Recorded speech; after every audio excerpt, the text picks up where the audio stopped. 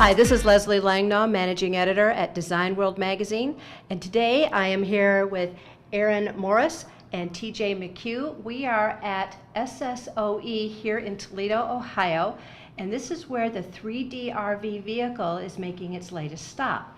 So the first question I want to ask both of you is, what was behind this idea of a 3D RV traveling around the country? Well, Leslie, I think the big goal and the big idea was that there's so many cool people doing just amazing things in 3D, and it's become so much more accessible, and you can get access to tools, and you can do things that you couldn't do 5 years ago. Is this something that you started? Is this something that a group of you got together with to start? Who is kind of behind this? It's sort of a mutual collaboration between, so I'm an independent journalist, and so I had talked to Autodesk about the idea of some of these things, and then Autodesk took it and put it on steroids, and blew it up into a much bigger thing. So Autodesk, I have to give credit for, because not just because they're the biggest sponsor, but because they saw the vision of going around the U.S. and from a grassroots perspective. What's the coolest thing you've seen so far? There's so many. What sticks out in your mind? So there's two people that stick out in my mind. One guy is a metal worker in California, in Berkeley, and his company name is Monkey Like Shiny. So he's obviously the monkey, and he likes shiny things. He likes working with metal. And so his name's Jeff Tiedekin, and he's just a fascinating metal worker. And the second really interesting stop was up in British Columbia. We went up into Canada. We didn't take the RV, but we drove up separate in our car, and they produce the world's biggest telescopes, roller coasters for Disney and Universal Studios, and they make all those new rides.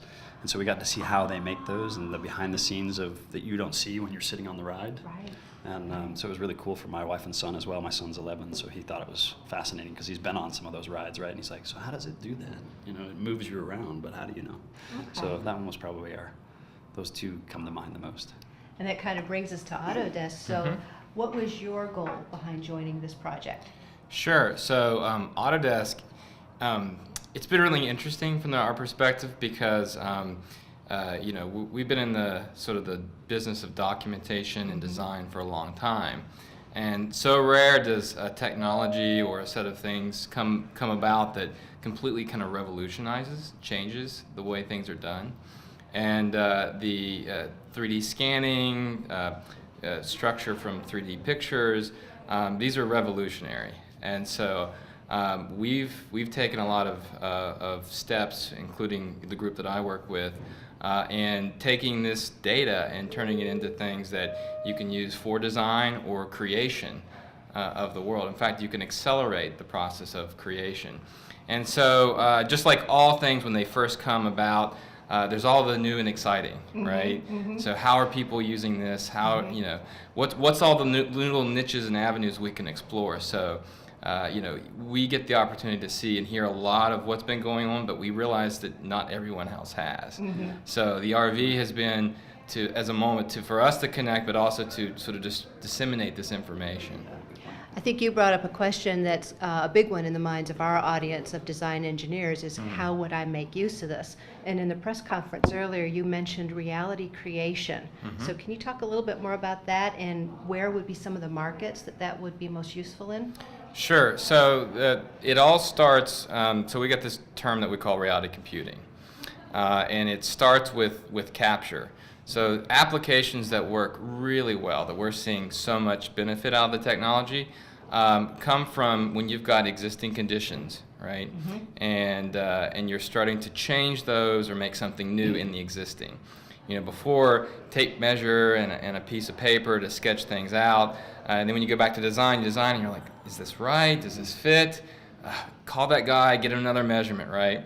And so with capture, it's the first time that you can press a button and pretty quickly get the world. Not just the measurement at quality and accuracy, but you can get everything. That pipe that went down that I didn't see, that rock that's over in the corner, these all play an important part of the design and creation.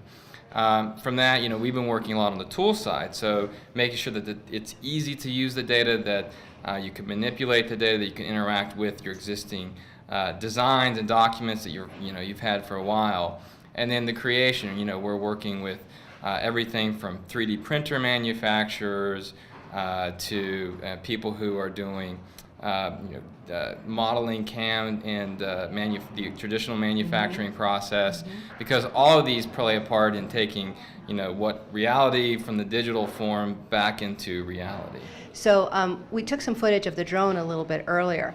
So what was the reason behind bringing the drone here? Sure. So the drone is just another tool for doing 3D capture. Okay. What really fascinates us is we have a technology by which you can take photographs and you can reconstruct 3D objects. So we've had a lot of people use it to make 3D models of a statue or their favorite piece of furniture, right? But what's really interesting is doing this at a much larger scale.